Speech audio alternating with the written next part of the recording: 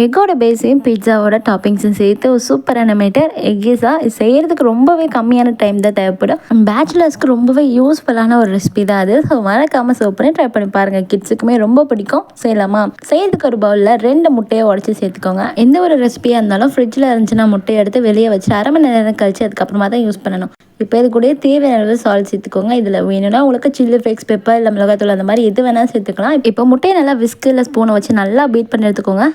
இப்போ stove on பண்ணி அதில் பேன் வச்சுட்டு 1 டீஸ்பூன் அளவுக்கு எண்ணெய் இல்லாட்டி பட்டர் சேர்த்துக்கோங்க. இதுக்கு மேலே நம்ம பீட் பண்ணி வச்சுருக்க முட்டையும் சேர்த்துட்டு ஒரு 2 நிமிஷம் அப்படியே குக் ஆகணும். மூடி போட்டு குக் பண்ணி விட்டுருங்க. இப்போ முட்டை கொஞ்சம் குக் ஆகி அந்த மேலே அந்த ஈரப்பதம் இருக்கும் போது இதுக்கு மேலே பொடியாக கட் பண்ணி வச்சிருக்க வெங்காயம், கேப்சிகம் எல்லாம் சேர்த்துட்டு இதுக்கு மேலேயே தாராளமாக சீஸ் ஆட் பண்ணிக்கோங்க. நான் இன்றைக்கி முதல்ல சீஸ் தான் ஆட் பண்ணியிருக்கேன். அதுதான் இழுக்கும் போது நல்லா சீஸ் நூலாக வரும். இதுக்கு மேலே தேவைப்பட்டால் கொஞ்சம் போல் சால்ட் அப்படியே ஸ்ப்ரெட் பண்ணி விட்டுட்டு அண்ட் பீட்சா சீசனிங் கொஞ்சம் போல் சில்லி ஃப்ளேக்ஸ்லாம் ஆட் பண்ணிக்கோங்க. இன்னும் ஸ்பைஸ் அதிகமாக வேணும் அப்படின்னு நினச்சிங்கன்னா இதுக்கு மேலே லைட்டாக பெப்பர் தூள் சேர்த்துக்கோங்க.